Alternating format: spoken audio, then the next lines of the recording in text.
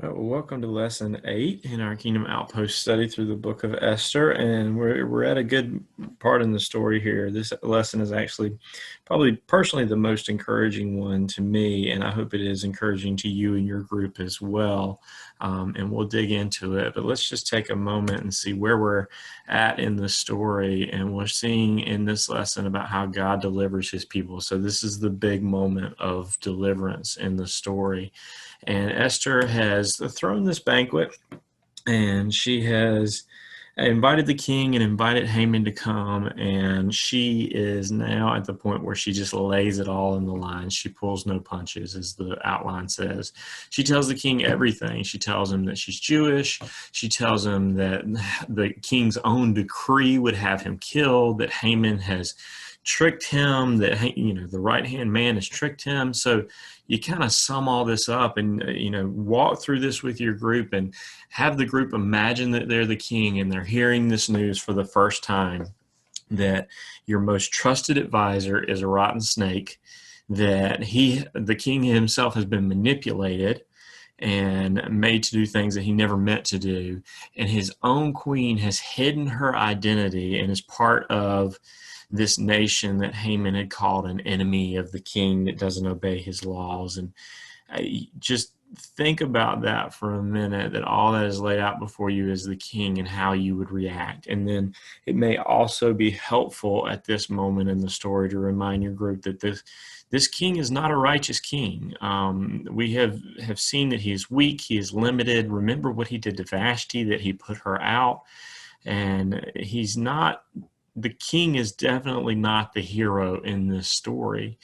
And putting all that together, this moment is probably the biggest risk for Esther in the entire story, even bigger than when she first went before the king uninvited.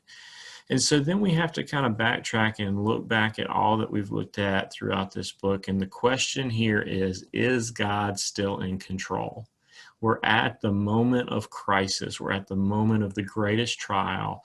And will God show that he's still in control? And we can look back and we can see the ways he's shown his sovereignty.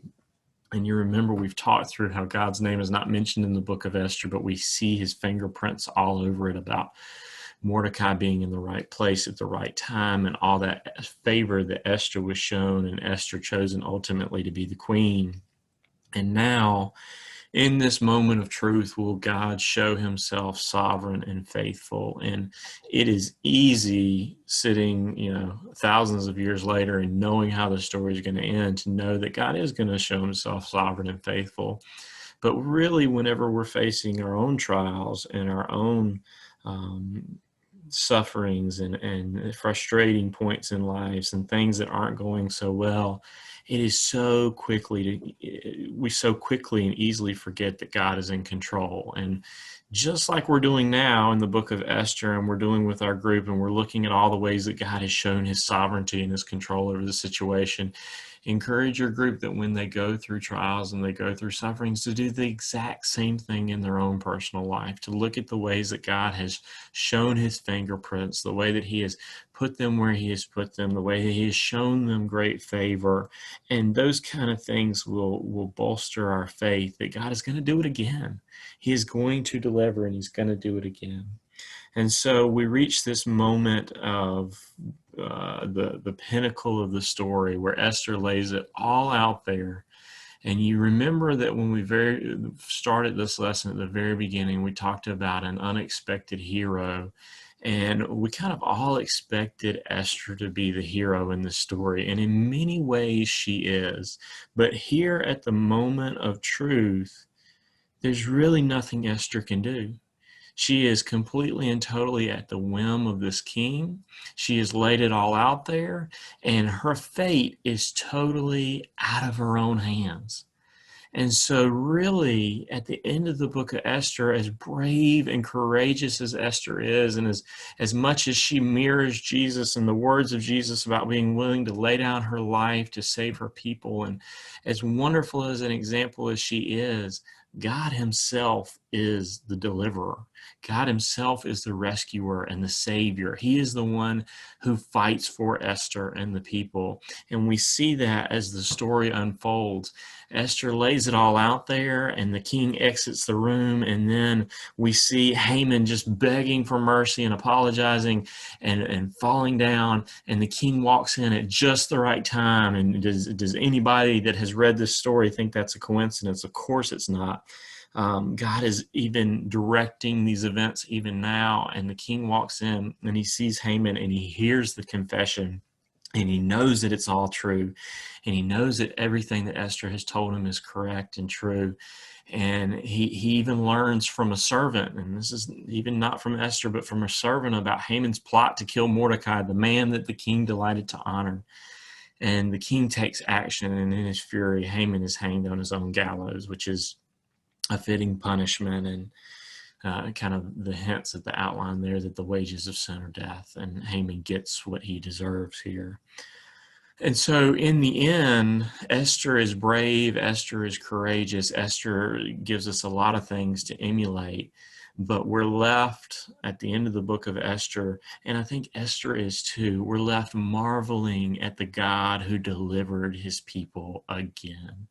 Esther stands up for her people, but ultimately it's out of her hands, and she needs God to step in, and God does step in, and he saves his people, and he fights for them. And at the end of the outline here, we point back to another story, probably the most famous story of God's deliverance of the Israelites when they are delivered out of Egypt, and God has done these miraculous signs and wonders, but then the Egyptian army, Pharaoh's army, is chasing them down, and they're staring with the Egyptian army behind them and the Red Sea in front of them.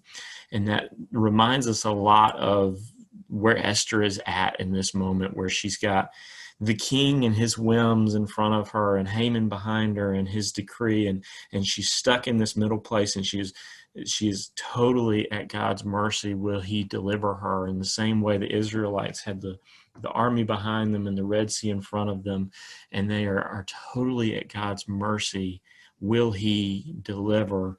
And I encourage you to read that passage from Exodus. It's only a couple verses to your group. And he says, basically, I'm going to fight for you. You only have to be silent. And this is just a massive moment where you can encourage your group that everything we have learned in the book of Esther points to God's sovereignty and his control, and that he is in charge. Nothing catches him by surprise. There are no coincidences with him. His fingerprints are all over the story. And at the moment of deliverance, God is the deliverer. God will deliver his people. And the same is true for you and I. Just like we've seen that Esther so much reflects the redemption story of the gospel, the same is true for you and I, that at the moment that we need delivering, God is our deliverer, and he will look after his children. And Christ, our good shepherd, will carry us home, and he is all that we need. And so this is just a moment of encouragement to your group, and encouragement to you personally. I know it was encouraging to me as well, that God is our deliverer, and his arm is not too short. He will save, he will deliver. And when that moment of truth comes, when we're stuck between Pharaoh's army and the Red Sea, or we're stuck between the king and an enemy, our good king will step in on our behalf and work salvation for us. So I hope these words are encouraging to you and your group, and I hope you can use them as an encouragement that when we are fighting these battles, we only have to be silent.